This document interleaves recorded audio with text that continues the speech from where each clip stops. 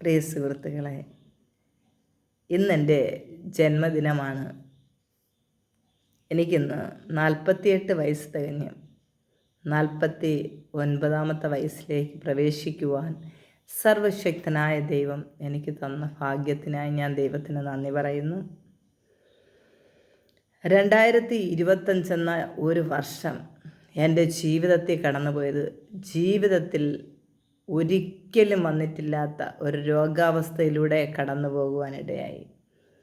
ഫെബ്രുവരി മാസം മുതൽ എൻ്റെ വായ്ക്കകത്ത് ഒരു ഞരമ്പിന് പ്രശ്നമായിട്ട് അതികഠിനമായ വേദന.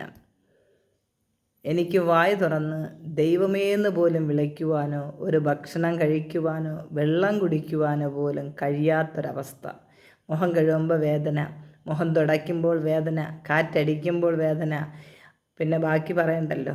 ഈ ഒരു അവസ്ഥയിലൂടെ കടന്നുപോയി. ഡോക്ടർമാർ പല ഹോസ്പിറ്റലിൽ പോയി, എല്ലാവരും എന്നെ കൈവിട്ട് ഇനി എനിക്കൊരു മെഡിസിൻ ഇല്ലെന്ന് പറഞ്ഞ്, സർജറി മാത്രമേ ഉള്ളെന്ന് പറഞ്ഞ് 4 മാസം ജ്യൂസ് മാത്രം കുടിച്ച് വേദന സഹിക്കാൻ കഴിയാതെ, ദൈവമേ ഒന്നുകിൽ എനിക്ക് കർത്താവ് ഒരു പൂർണ്ണ സൗഖ്യം തരണം, അല്ലെങ്കിൽ എൻ്റെ ജീവനെ എടുക്കണമേ എന്ന് പറഞ്ഞ് ഇവിടെ നിലത്ത് കിടന്ന് കരഞ്ഞ 4 മാസങ്ങൾ. സ്തോത്ര. ഒടുവിൽ എൻ്റെ കണ്ണുനീര് കണ്ട് മനസ്സലിഞ്ഞ സർവശക്തനായ ദൈവം, പിന്നെ അനേക ദൈവദാസിദാസന്മാർ, എൻ്റെ സുഹൃത്തുക്കൾ, അനേകരുടെ പ്രാർത്ഥന, നിങ്ങളുടെ പ്രാർത്ഥന മുഖാന്തരം സർവശക്തനായ ദൈവം എനിക്ക് പൂർണ്ണമായൊരു സൗഖ്യം തന്നു. അന്ന് മുതൽ ഇന്ന് വരെ 2 മാസമായി പൂർണ്ണ സൗഖ്യമാണ്. അങ്ങനെ ഒരു വർഷമായിരുന്നു 2025.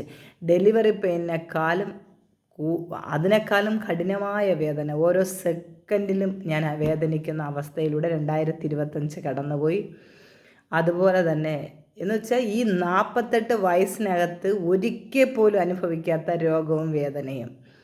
അതുപോലെ ജീവിതത്തിൽ ഒരു പാട്ടെഴുതണമെന്ന് വർഷങ്ങൾ കൊണ്ട് ആഗ്രഹിക്കുകയും പ്രാർത്ഥിക്കുകയും ചെയ്തു. എന്നാൽ 2025 ജൂൺ മാസം 6-ാം തീയതി എൻ്റെ ജീവിതത്തിൽ ഒരു വേദന വന്ന ഒരു വാക്ക് കേട്ട്, ആ വേദനിക്കുന്ന ആ വാക്കിൻ്റെ മുൻപിൽ ഞാൻ കരഞ്ഞു പ്രാർത്ഥിച്ചപ്പോൾ കർത്താവ് എനിക്ക് വളരെ അനുഗ്രഹിക്കപ്പെട്ട, പരിശുദ്ധാത്മാവിനെക്കുറിച്ച് വളരെ അനുഗ്രഹിക്കപ്പെട്ടൊരു ഗാനം എനിക്ക് തന്നു.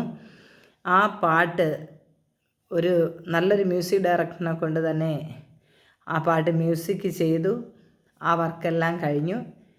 ഇനി ഒരു പ്രൊഡ്യൂസറെ കണ്ടെത്തിയാലേ ബാക്കി സ്റ്റുഡിയോ വർക്കൊക്കെ ചെയ്ത് അത് പുറത്തു കൊണ്ടുവരാനായി കഴിയൂ. അതിനു വേണ്ടി വെയിറ്റ് ചെയ്യുകയാണ്. അതുപോലെ ഈ മെയ് മാസം 2025 നവംബർ മാസം 16-ാം തീയതി ഈ കേരള സംസ്ഥാനത്തിലെ 5.5 ലക്ഷം ജനം എൻ്റെ ഒരു വീഡിയോ കണ്ട വർഷമായിരുന്നു. അത് ഒരമ്മയുടെ സങ്കടപ്പെട്ട ഒരു ഓഡിയോ, മക്കൾ നോക്കത്തില്ലെന്ന് പറഞ്ഞിട്ടുള്ളൊരു ഓഡിയോ. അത് കേട്ട് 2025 നവംബർ മാസം 16-ാം തീയതി ഞാൻ ആ വീഡിയോ ചെയ്തിട്ട് വയസ്സായ മക്കൾ ഉപേക്ഷിച്ച 5 അമ്മമാരെ ഞാൻ സംരക്ഷിക്കാം, ജാതിയോ മതമൊന്നും നോക്കത്തില്ല, ഒരു 10 സെൻറ്റ് വസ്തു ഒരു വീടും എൻ്റെ പേർക്ക് വാങ്ങിത്തന്ന ഞാൻ 5 പേരെ ഞാൻ സംരക്ഷിക്കാം എന്നുള്ളൊരു വീഡിയോ ചെയ്തു. 3.5 ലക്ഷം പേര് ഫേസ്ബുക്കിലൂടെ ആ വീഡിയോ കണ്ടപ്പോൾ ഞാനത് യൂട്യൂബിലിട്ട്, എൻ്റെ യൂട്യൂബ് ചാനലിലിട്ടു. അത് കണ്ട് കൊട്ടാരക്കരയുള്ളൊരു അങ്കിൾ വിളിച്ചിട്ട് 10 സെൻറ്റ് വസ്തു തരാമെന്ന് പറഞ്ഞു. അവിടെ ചെന്ന് ആ വീഡിയോ ഞാൻ യൂട്യൂബിലും ഫേസ്ബുക്കിലും ഇട്ട്. പിന്നീട് ഞാനൊരു അക്കൗണ്ട് ഓപ്പൺ ചെയ്തു. അതിലേക്ക് പൈസ ഒന്നും വരാത്തത് കൊണ്ട് ആ വസ്തു അവർ തന്നില്ല, നമുക്ക് വീട് വയ്ക്കാൻ കഴിഞ്ഞില്ല. പക്ഷേ അത് സംബന്ധിച്ച് ആ ഒരു വീഡിയോ ചെയ്തത് കൊണ്ട് 100 കണക്കിന് അമ്മമാരും അച്ഛന്മാരും വിളിക്കുവാനും സംസാരിക്കുവാനും അവരെ ആശ്വസിപ്പിക്കുവാനും സ്നേഹിക്കുവാനും, കൊട്ടാരക്കരത്തല്ലേ ലിസി ചേച്ചി ഞാനും കൂടെ അങ്ങനെ പാലക്കാട്, കണ്ണൂർ, തൃശ്ശൂർ, ഒരുപാട് സ്ഥലങ്ങളിലും ഒരാഴ്ചയോളം ഈ വയസ്സായവരെ നേരിട്ട് പോയി കാണാനും അവർക്ക് വേണ്ടി പ്രാർത്ഥിക്കാനും, പലയിടങ്ങളിലും ഞാനും സഹോദരി ഒരുമിച്ച് പോയി പ്രാർത്ഥിച്ച് ഞങ്ങൾക്ക് കിട്ടിയതായ ആ സാമ്പത്തിക നന്മകൾ ഇങ്ങനെ കഷ്ടപ്പെടുന്നവരുടെ ഭവനങ്ങളിൽ കൊണ്ടുപോയി കൊടുത്ത്, അതുപോലെ നമ്മളെ പാലക്കാടുള്ള ജയപ്രകാശ് 10-25 വർഷം കൊണ്ട് ഒരേ കണക്കിന് തളർന്നു കിടക്കുന്ന ഒരു സഹോദരൻ, ആ സഹോദരനെ ചെന്ന് കാണണം എന്നുള്ള ആഗ്രഹം, ആ ആഗ്രഹം 10-25 വർഷം കൊണ്ടുള്ള ആഗ്രഹം നിറവേറ്റുവാനിടയായി ദൈവം. അങ്ങനെ ഒരുപാട് സുഹൃത്തുക്കളെ കാണാൻ കഴിഞ്ഞു. അങ്ങനെ ഒന്ന് എൻ്റെ ജീവിതത്തിൽ ആ ഒരു വീഡിയോ ചെയ്ത് ഒരുപാട് പേര് എന്നെ അറിഞ്ഞൊരു വർഷമായിരുന്നു. രണ്ടാമത് ജൂണിൽ ഏറ്റവും നല്ലൊരു പാട്ട് എഴുതാൻ ദൈവം ഭാഗ്യം തന്ന വർഷം. മൂന്നാമത് അതികഠിനമായ വേദന അനുഭവിച്ച വർഷം. നാലാമത് കൂടെ നിന്നവർ ഒറ്റപ്പെടുത്തി തള്ളിക്കളഞ്ഞ് സ്നേഹം നടിച്ചവരെല്ലാം മിത്രമെന്ന് കരുതിയതല്ല ശത്രുക്കളായിരുന്നു എന്ന് തിരിച്ചറിയുവാൻ കഴിഞ്ഞ ഒരു വർഷം. അങ്ങനെ തിരിച്ചറിവിൻ്റെയും അനുഗ്രഹത്തിൻ്റെയും സൗഖ്യത്തിൻ്റെയും നന്മയുടെയും ഒക്കെ ഒരു വർഷമായിരുന്നു 2025.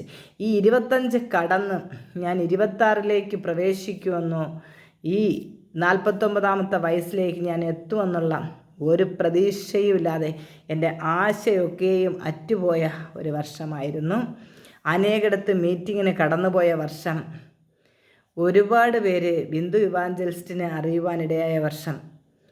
ഫേസ്ബുക്കിലൂടെ 15 മില്യൺ ആൾക്കാർ എന്നെ വീക്ഷിച്ച വർഷം.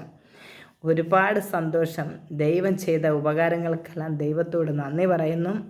അതുപോലെ എന്നെ കേൾക്കുന്ന, എന്നെ കാണുന്ന, എന്നെ സ്നേഹിക്കുന്ന എൻ്റെ എല്ലാ പ്രിയ സുഹൃത്തുക്കൾക്കും ഒരുപാട് നന്ദി പറഞ്ഞുകൊണ്ട് ഞാൻ നിർത്തുന്നു. എൻ്റെ ബർത്ത്ഡേ ആണ്. നിങ്ങൾ എന്നെ ഓർത്ത് പ്രാർത്ഥിക്കുക. കർത്താവ് എന്നെക്കുറിച്ച് എന്താണോ ആഗ്രഹിക്കുന്ന ആ ഒരു നിലവാരത്തിൽ ദൈവത്തിന് വേണ്ടി ജീവിക്കുവാൻ, എവിടെ ദൈവം അയക്കുന്നു അവിടേക്ക് കടന്നുപോയി കർത്താവിന് വേണ്ടി ജീവിക്കുവാനായി നിങ്ങൾ എന്നെ ഓർക്കുമ്പോൾ പ്രാർത്ഥിക്കുക. എൻ്റെ ഫേസ്ബുക്ക് ഫ്രണ്ട്സിനെയൊക്കെ ഓർത്തും അല്ലാത്ത ഫ്രണ്ട്സിനെ എല്ലാം ഓർത്തും ഞാൻ പ്രാർത്ഥിക്കാറുണ്ട്. കർത്താവ് എല്ലാവരെയും അനുഗ്രഹിക്കട്ടെ. പ്രത്യേകിച്ച് ഇന്ന് ബർത്ത്ഡേ ആഘോഷിക്കുന്ന എല്ലാവരെയും ദൈവം ധാരാളമായിട്ട് അനുഗ്രഹിക്കട്ടെ. God bless you. Have A nice day.